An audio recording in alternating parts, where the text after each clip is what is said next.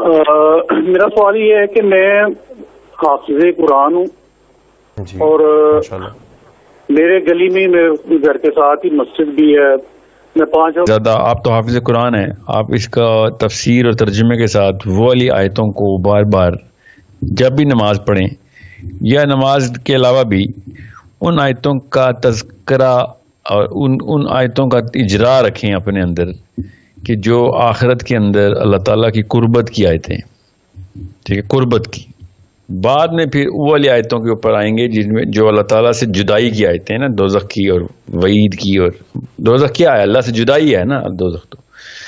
سو اللہ تعالیٰ کی قربت، آخرت کا ذکر جتنا بھی ہے نا، وہ آپ کو آپ کا جو زنگ ہے نا، جو مٹی ہے وہ جھاڑ دے گی. کیونکہ ہمیں تو آخرت بہت اچھی طریقے سے سمجھائی جاتی ہے، مسلمان ہیں. دوسرا یہ کہ وہی بات ہے، پروکیسٹینیشن کی وجہ سے وہ والے کام، 2 طرح کے کام ہوتے ہیں اسلام میں، ایک وہ جس پہ جان جاتی ہے اور ایک وہ جس میں مال یا وقت جاتا ہے.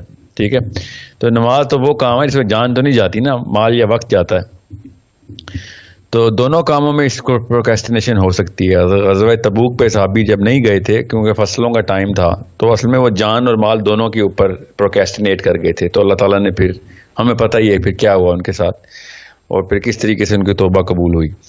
تو آپ کے کیس میں تو پروکیسٹینیشن آ رہی ہے. تو پروکیسٹینیشن تو سمپل وہی بات ہے، you are addicted to your current little chores of life. Chores کا مطلب ہے وہ والے کام جو کہ لامعنی سے ہوتے ہیں، بس بندہ سستی میں ڈوبا ہوتا ہے اور لیتھارجی فٹیگ پہ فٹیگ آ رہی ہوتی ہے، کون کرے گا اب یا بعد میں کر لوں گا.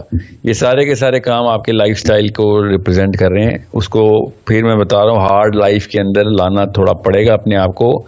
ہمیں یہ موبائل اور یہ ساری کی ساری چیزیں کچا کھا رہی ہیں. ہم نماز بنی ہی اس کیمیکل کو ریگولیٹ کرنے کے لیے، ماڈیولیٹ کرنے کے لیے تھی. اسی کیمیکل کو نفس کہتے ہیں. اس کیمیکل مطلب نفس اس کیمیکل کے اوپر بھی بہت اچھے طریقے سے سمجھ آتا ہے. اور وہ کیمیکل ہارمون جو ہے وہ آپ کو ہر ایسپیکٹ آف لائف میں سست کر دیتا ہے اور آپ کو پھر روکتا ہے کہ یار کون کام اچھا کام تو بیان آ گیا اس کے اندر. تو وہ اگر عربی سیکھ لینا تو سب سے بڑا کام کر سکیں گے، وہ اپنے لیے بھی، اپنے تمام رعیت کے لیے بھی. تو یہ تذکرہ جو ہے نا، میں اسی لیے کہہ رہا ہوں کہ وہ والی آیتوں کا تذکرہ کریں، اجرا کریں کہ جس میں نہیں سوچتے، قرآن پاک پہ تدبر نہیں کرتے. تو یہ ایک معاملہ ایسا ہے کہ جس کی وجہ سے تمام تر تھراپیز ایک طرف اور قرآن کی تھراپی ایک طرف. تو یہ سارا معاملہ ٹھیک ہو جائے گا اگر ہم کانشیس تذکرہ کریں گے ان تمام معاملات کا. اللہ تعالیٰ نے آخرت کی آیتیں 8 سال تک، پہلے 8 سال تک قرآن صرف آخرت نازل ہوتی رہی، اور جیسے ہی 8 سال آخرت نازل ہوئی پورا عرب تیار ہو چکا تھا.